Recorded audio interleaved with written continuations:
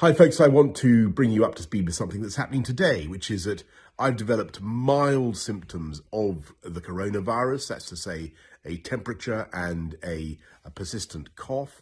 And on the advice of the chief medical officer, I've taken a test that has come out positive. So I am working from home, I'm self-isolating, and that's entirely the right thing to do. But be in no doubt that I can continue, thanks to the wizardry of modern technology, to communicate with all my top team to lead the national fight back against coronavirus. And I want to thank everybody who's involved. I want to thank, of course, above all, our amazing NHS staff. It was very moving last night to join in that national clap for the NHS. But it's not just the NHS, it's our police, our social care workers, teachers, everybody who works in schools, the DWP staff, an amazing national effort by the public services, but also by every member of the British public who's volunteering. Incredible response. 600,000 people have volunteered to take part in a great national effort to protect people from the consequences of coronavirus. I want to thank you.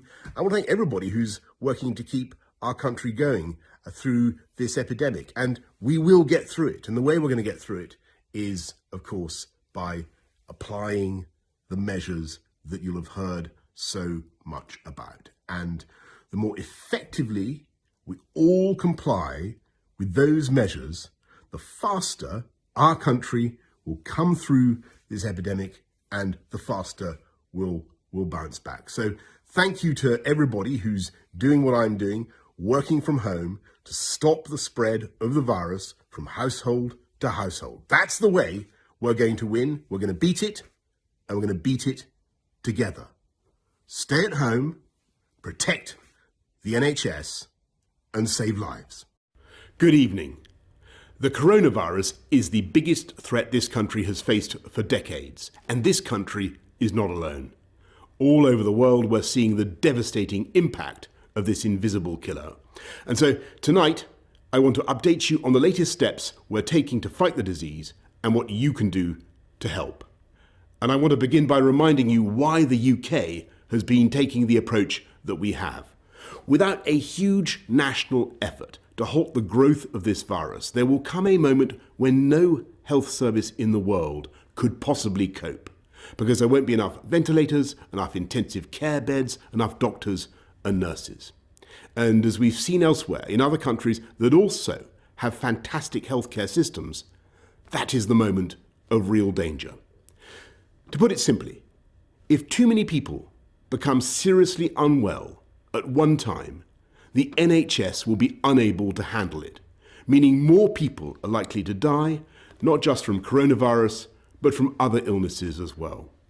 So it's vital to slow the spread of the disease, because that is the way we reduce the number of people needing hospital treatment at any one time, so we can protect the NHS's ability to cope and save more lives. And that's why we've been asking people to stay at home during this pandemic. And though huge numbers are complying, and I thank you all, the time has now come for us all to do more. From this evening, I must give the British people a very simple instruction. You must stay at home, because the critical thing we must do to stop the disease spreading between households. That is why people will only be allowed to leave their home for the following very limited purposes. Shopping for basic necessities as infrequently as possible. One form of exercise a day, for example, a run, walk or cycle, alone or with members of your household. Any medical need to provide care or to help a vulnerable person, and travelling to and from work, but only where this is absolutely necessary and cannot be done from home. That's all. These are the only reasons you should leave your home.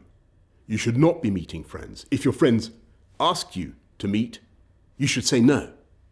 You should not be meeting family members who do not live in your home. You should not be going shopping except for essentials like food and medicine. and you should do this as little as you can. And use food delivery services where you can. If you don't follow the rules, the police will have the powers to enforce them, including through fines and dispersing gatherings. To ensure compliance with the government's instruction to stay at home, we will immediately close all shops selling non-essential goods, including clothing and electronic stores, and other premises, including libraries, playgrounds and outdoor gyms and places of worship. We'll stop all gatherings of more than 2 people in public, excluding people you live with. And we'll stop all social events, including weddings, baptisms and other ceremonies, but excluding funerals. Parks will remain open for exercise, but gatherings will be dispersed. No Prime Minister wants to enact measures like this. I know the damage that this disruption is doing and will do to people's lives, to their businesses and to their jobs. And that's why we've produced a huge and unprecedented programme of support both for workers and for business. And I can assure you that we will keep these restrictions under constant review. We will look again in 3 weeks and relax them if the evidence shows we are able to. But at present, there are just no easy options. The way ahead is hard, and it is still true that many lives will, sadly, be lost. And yet it is also true that there is a clear way through. Day by day, we are strengthening our amazing NHS with 7,500 former clinicians now coming back to the service. With the time you buy by simply staying at home, we are increasing our stocks of equipment. We are accelerating our search for treatments. We're pioneering work on a vaccine.